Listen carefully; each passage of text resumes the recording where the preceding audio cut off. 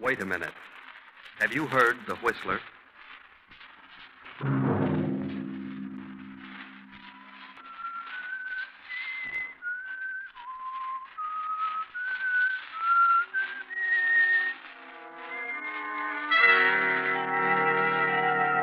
I'm the whistler. No. Don't come near me. I didn't plan to kill you, no. That was John Hendricks. He waited for a chance to sell his soul to the devil. Money is not enough, John. Money is not enough. We want you, John. We want you. That was his wife, Martha, the former widow Marsden. Yes, Mother. Yes. And her simple-minded son, Henry. Go ahead, son. Go ahead. We must have John Hendricks. Yes, Mother. Yes, Mother. Tonight, CBS presents a new mystery series, The Whistler.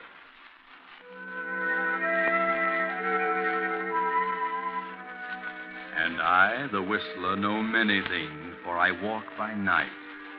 I know many strange tales, many secrets hidden in the hearts of men and women who have stepped into the shadows.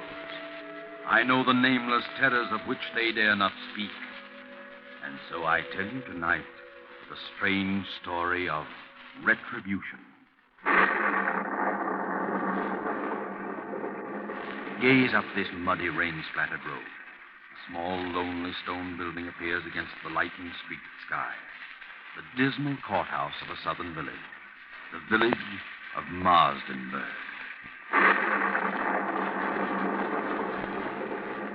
It is nearly midnight. A trial is in progress. A murder trial. John Hendricks is on trial for his life. The state versus Hendricks. Killed his wife and stepson. He killed his wife and her simple-minded son, Henry, for the $10,000 in cash she kept in her big house on the outskirts of town. Open the door.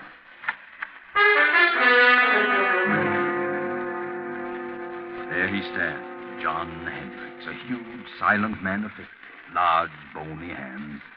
Close the door. Well, what do you think? Does he look like a murderer? The prosecutor is closing his argument. Ladies and gentlemen of the jury, it has been proven that Mrs. Hendricks had no current bank account. It has been proven that she did have a large sum of money which she kept on her estate. John Hendricks knew of this money and attempted to steal it, was caught in the act, and killed them both in order to cover up the theft. It was not a tramp who killed that old gray-haired lady and her simple son. There was only one intruder, one thief, one murderer. And there he sits, ladies and gentlemen. There he sits in all his guilt, a vicious killer, a murderer. There is only one decision for you to make. There is only one penalty that can erase from this countryside the stigma of this fiendish crime. One penalty for this axe murderer, John Hendricks. And that penalty is death. The state rests. Gentlemen of the jury, have you reached a verdict? Have you reached a verdict? Your Honor, we, the jury, due to lack of more complete evidence, find the defendant guilty of murder in the second degree.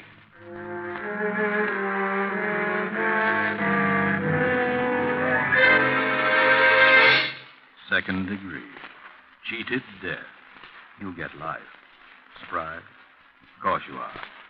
But it had to be. Yes, it had to be. I know. John Hendricks, stand up. Yes, John, stand up. Face the court. Watch him now. He's on the speed. John Hendricks, I wish to state that I am not in accord with the findings of this jury. However, there's nothing for me to do but sentence you to the state penitentiary for the remainder of your natural life.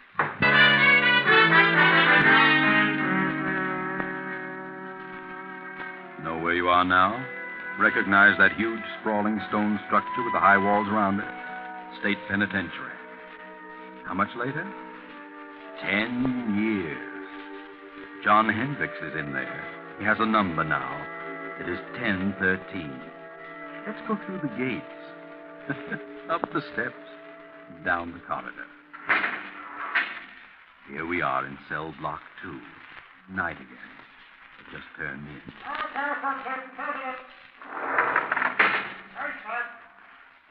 This has been going on for 10 years for John Hendricks, 1013, and his cellmate Bill, 1014. Bill, 1014, is a gangster, or rather, he was. But he's changed during the 5 years he's been here. Bill has decided to go straight if he ever gets out, which is very doubtful. But he holds no resentment, has become more or less happy. Bill started reading here, philosophy and so forth. He's changed. But what about John Hendricks? Oh, no. Not Hendricks. Because he has a plan. He has a purpose. Move closer to the cell door and listen. All I got to say, Bill, is I think you're crazy enough to make the try with me. That's a matter of opinion, John. But it'll be simple. I got everything all set. It's all fixed. Not a chance of a slip-up. All fixed? Who with? Well, a friend of mine. Oh, I see. Crooked guard. Huh? No, he ain't a guard. Don't tell me you got it fixed with a warden. What difference does it make who it is so long as the whole thing is set and fixed? Well, you've got to have some help, inside or out. Oh, Hendricks, I think you're nuts. You're stir-crazy. I'm getting out of this place. I got a reason, a good reason. I got something waiting for me outside, something I can enjoy, something that belongs to me. I'm the only one that knows where it is, and I'm going out. You're in here for a good long time, Bev, and if you don't want to go with me, you can stay and rot. Look, Hendricks, I still think you're nuts. All right, what of it? I got the right dope, ain't I? And it'll work. Suppose it does. Suppose you find this money hidden away on the old lady's estate. What good will it do you? You killed her and her son to get it, didn't you? That's a lie. I didn't kill anybody. I say you did. It ain't true, not a word of it. But I know where the money is. Okay, you can break out. You can have the money, but... Well, I've done a lot of reading and thinking since I've been here. Ah, you're gone soft. Maybe so. But I know this much now. If I ever do get out, I'll do things a lot different. Believe me, Hendricks, I'll tread the straight and narrow. I've done a lot of things that I'm sure sorry for now. I can't undo them. But I won't do them again. No, sir, I'll do things different. Not the way I did them before. Ah, you just got religion, but it won't get you out. Maybe not, but I'm resigned. I got exactly what's coming to me. And believe me, Hendricks, so will you. So will you. If you break out, they'll have you back one way or another. You watch and see. Well, I'm going, so you watch and see. Watch and see.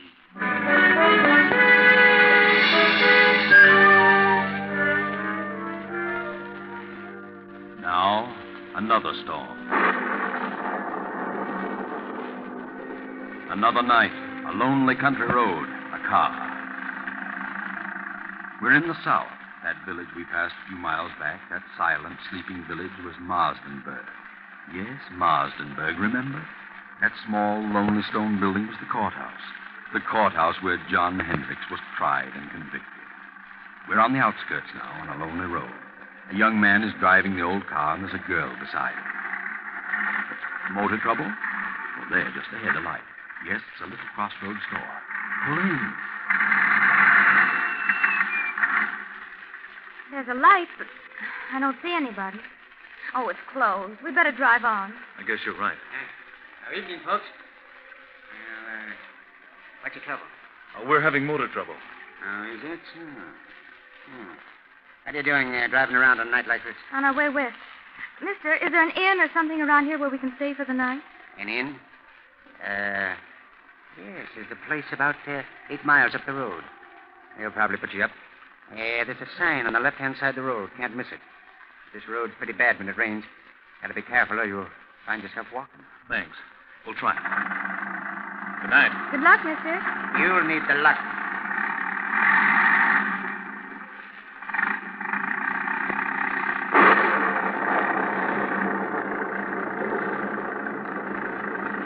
The storm is increasing now.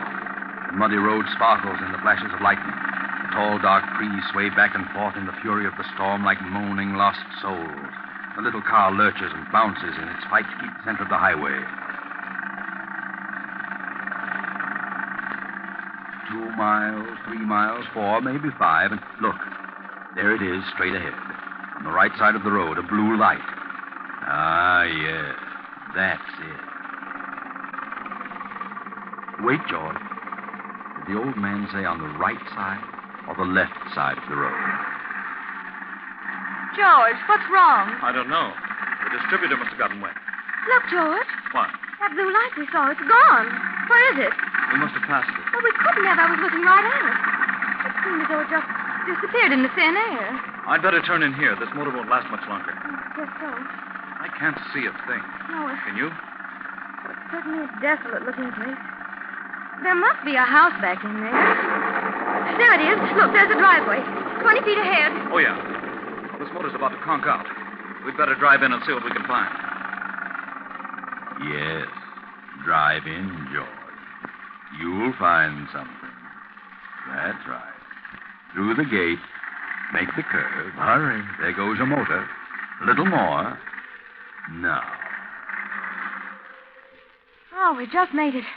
Thank heaven. Yes, that's right. Always thank heaven at a time like this. All right. Get out and go up on the porch. Now, let me help you. I'm all right. What do we do with the bags? We'll leave them here in the car till we find out if there's anyone here. Come on.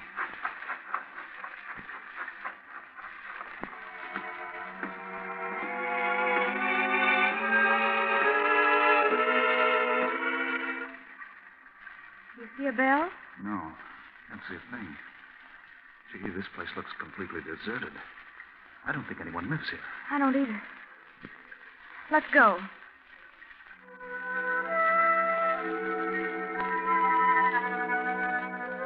You're listening to The Whistler. We pause momentarily for station identification. This is the Columbia Broadcasting System.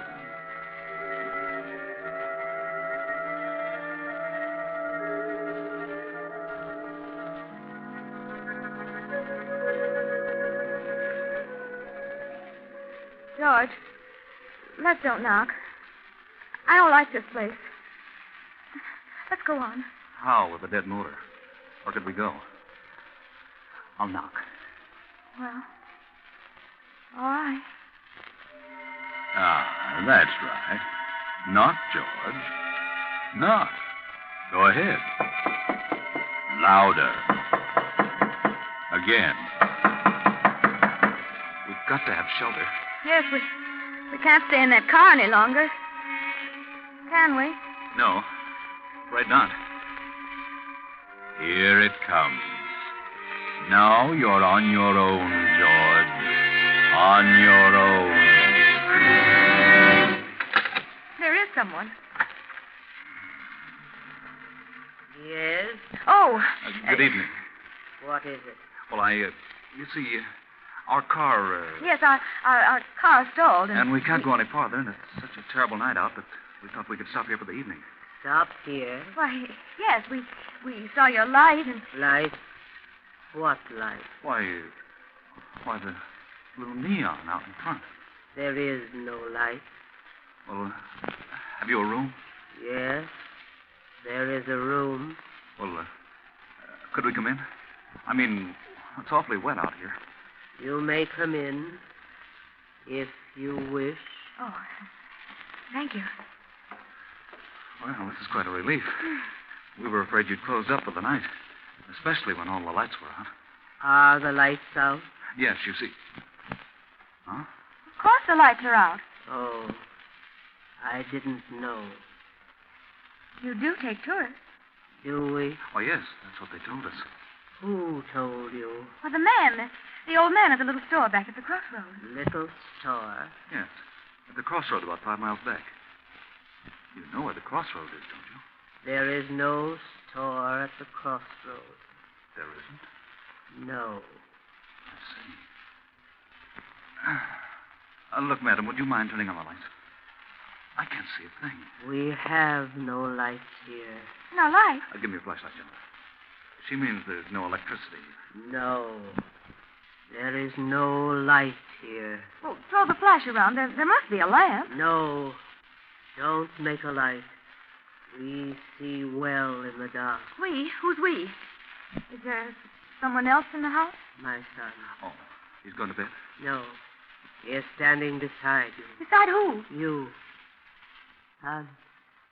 Yes, Mother? Oh! Gee, give me that flashlight. Got it. You got it. Oh, yeah.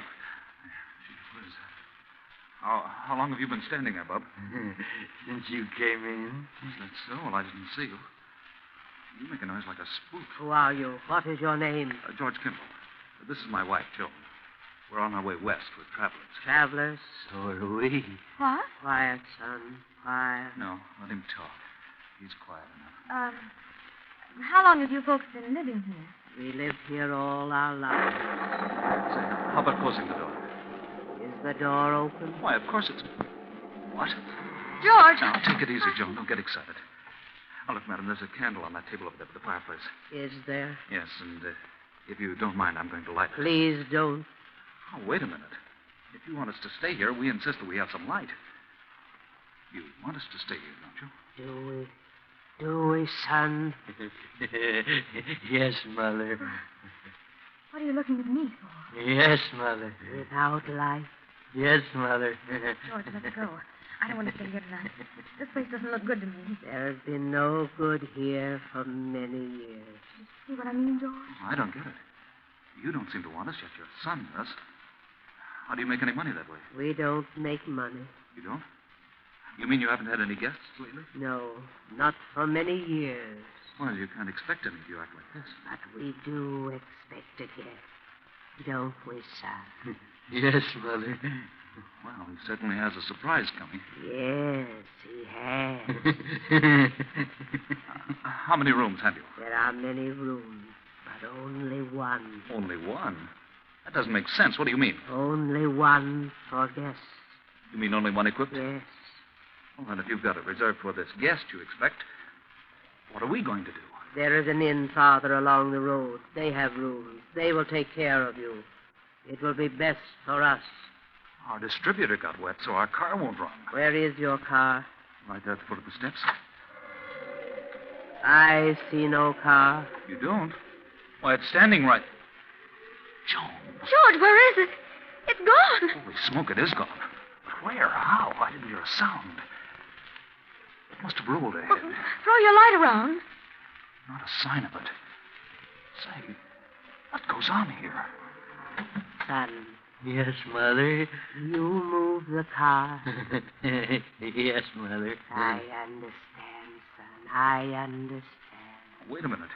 Your son moved it? How could he? The motor won't even run. And even if it would, we didn't hear a sound. No sound. How did you move it? I don't know. Oh, that's a fine thing. Here we are in a place where they don't want us and no way of leaving. Well, you've got us on your hands now. You'll have to make the best of it. No, George, no. We'll leave. Nonsense. This is all silly. Come on, let's have some light and cut out the monkey business. Wait. Son, what have we decided? Yes, Mother. We decided yes. Very well. If you wish. If you wish, you may stay. Stay until... Until when? All night? Yes, Mother. If you wish. That's better. That's more like it. Now I'll light this candle. There we are. George, look. Well, look at the dust and the cobwebs. This place looks deserted, like an old cellar. Well, how about the room? Do we get it, or the guests are expecting it? There is another room that will do, perhaps. Well, could we see it? Yes. And by the way, how much do you charge? We charge nothing. You charge nothing. Nothing. Sounds silly, but it's right for us. We're running short anyway. Well, let's see the room. Very well. It is upstairs. After you, madam. No. You go first. Very well. Come on, Joe. Bring that other candle. Come, son. Follow me. Yes, Mother. I never saw so much dust. Well, they must like it. You know, nice clean dust. That room at the head of the stairs. Why, this room was well furnished. Is this the room reserved for your expected guest? No. But you said you had only one room furnished. Who sleeps here? I stay here now. I see. Or do I? It's a nice, soft bed. It was always comfortable. We'll leave you now. Come, son. We must leave them alone now. Yes, Mother. Leave them alone. Good night. Good night. You will lock your door? Huh? Oh, yes. We'll lock it. Goodbye. Say, did she say good night or goodbye? I don't know. I thought she said... She did say goodbye. Golly, what a screwy outfit. I wish we hadn't had car trouble. That's what we get for trying to drive in this storm. How much money have we left? Not much. Just enough to get to Los Angeles the way I figure. Once I get there, I know there'll be a job for me. We'll make it, don't worry. You'll see me in a nice job in Hollywood. I'm not worried about seeing you in Hollywood. No? No. I'm just worried about seeing you in the morning.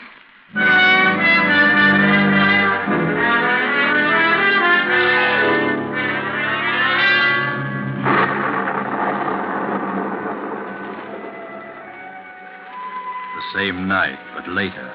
It's midnight. Another car on the same road. You know who it is. It's John Hendricks. You know where he's going. He turns in at our deserted mansion, up the driveway, and stops. He steps out. Slips up the steps, opens the door, and throws his flash about the dusty room. Cobwebs glisten in the beam. A few moments, and the light comes to rest on the fireplace. He steps quickly to the mantel, draws a small hammer and chisel from his pocket, and sets to work removing a brick. Now he's finished. The brick is loose. He reaches in and withdraws a heavy yellow envelope. He starts to put it in his pocket, but suddenly freezes in his tracks. He can't move. He turns icy cold. Turn around, Hendricks. Turn around. Look. At the foot of the stairs across the room stands a woman holding a candle, and beside her a grinning youth holding an axe. Turn around, Hendricks. Look at their heads covered with blood. Turn around. John Hendricks murderer. John Hendricks thief. Yes, John. Henry. Yes, John. No. We've come for you, John, the same way you came for us. We've been waiting for you, John. We knew you'd come back for the money. We've been waiting. We've come to take you, John. No. Please don't come near me. Please. You must suffer, John, as we have suffered. I've suffered. Not enough, John. Not enough. I didn't mean to do it. I didn't plan to kill you. I went mad, lost my head. No, don't come near me. You can have the money. You can have it. Then give it to us, John. Give us the money. You won't need it now. Come, son. We must have the money, and we must take John. Come, son, come. No. There's the money on the floor. Money is not enough, John. Money is not enough. Go ahead, son. Go ahead. We must have John Hendricks, thief, murderer. Yes, Mother. Yes, Mother. Yes, Mother. No. I'll shoot. Bullets won't stop us.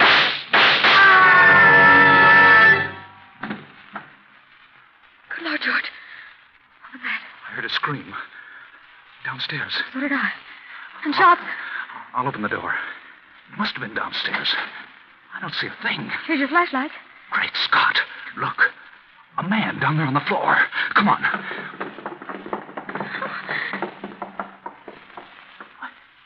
He's dead. Look at the gun. It's been fired. But I don't see a mark on him. Let's get out of here. I'll say, come on. No, you don't. Stand where you are. George! Cops. What's going on here? Hand over that gun. Thanks. What are you doing here? Why, we're stopping here. That is, we're just leaving. I can see that. Know this man on the floor? Know him? Yes. Joan, what's the matter with you? No, we don't. Take we a don't look know at him, him. Frank. Yes, sir. What are you two doing here? Why, we're guests. Yes, we're both guests. Guests? Who's guests? Why, guests, lodgers, tourists, guests of the old lady. What old lady? The old lady that lives here, the old lady and her son. You'll have to cook up a better one than that. What do you mean? Drive here? Where's your car? The son took it. Son, old lady, what are you talking about? They live here. They said they owned this place. We had motor trouble, and they put us up for the night. What about him, Frank? Well, he isn't dead, breathing. Looks like he had a stroke or something. It's him, all right. John Hendricks. Take a look around. See if there's anyone else here. Yes, sir. What's your name? George Kimball. This is my wife. We're on our way to California. Do you know who this man is? Certainly. We've been on his trail. He's an escaped convict. This your gun? No, sir. Did he shoot at you? No, sir. You shoot at him? This gun's been fired, and we heard shots as we turned in the driveway. Not a sight of anyone, sir. Nothing but dust and cobwebs. Look, Campbell, you said there was an old lady and her son here. Sure. They were here all evening. They're not here now. Well, they let us in and showed us to our room. They certainly were here. What did the old lady look like? Well, she had gray hair, wore a house dress and an apron. What did the boy look like? He was a big kid, about 20. Had a round, rosy face, and I think... Well, in fact, I know he was kind of simple-minded. He had a strange laugh, and he had red hair. Well, I'll be darned. What do you think of that, Frank? Golly, gives me the creeps. Why so? Do you know who you've just described? No. The old lady and her son who used to live here. Used to live here? Yeah. They were murdered here 10 years ago. What? Murdered? Sure. This man on the floor was her husband, the boy's stepfather.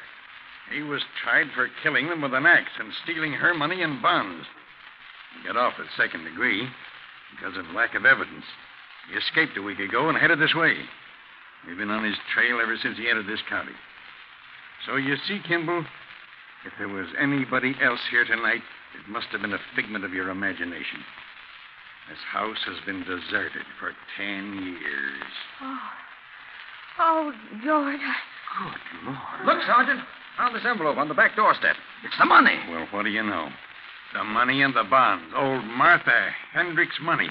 That's why Hendricks came here. But where did they go? The old lady? No place. Because they weren't here, Kimball. Well, better get them out of here and back to headquarters. Oh, wait a minute. Don't leave us. We won't. You're coming along, too. Why? We need you for a day or two.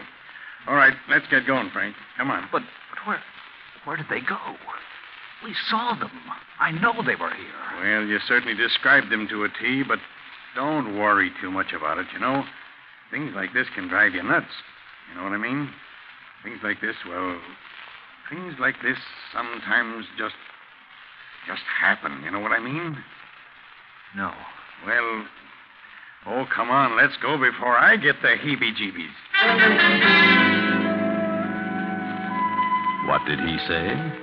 Things like this just sometimes happen? Just happen? Well, sometimes they do and can't be explained. But not this time. Oh, no, not this time. This can be explained. Remember John Hendrick's cellmate, Bill? Bill, number 1014? He can explain. He knows all about it because he planned it. Bill wanted the money. He'd learned all the dope from Hendricks. He sent his pals, the phony spooks, made up like the old lady and her son, to grab the money when Hendricks recovered it. Too bad they dropped it in their hurry to get away. Bill didn't want to hurt John.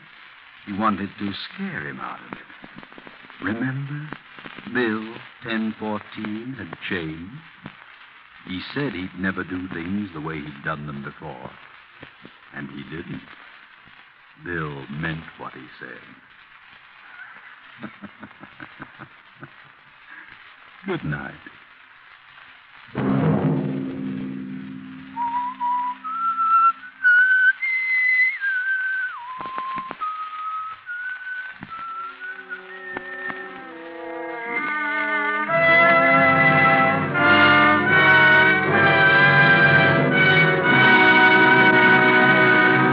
If this came upon you unaware and you listened, we've served our purpose. The Whistler, with original music composed and conducted by Wilbur Hatch, is written and directed by J. Donald Wilson and originates from Columbia Square in Hollywood. Next week, same time, The Whistler returns. This is the Columbia Broadcasting System.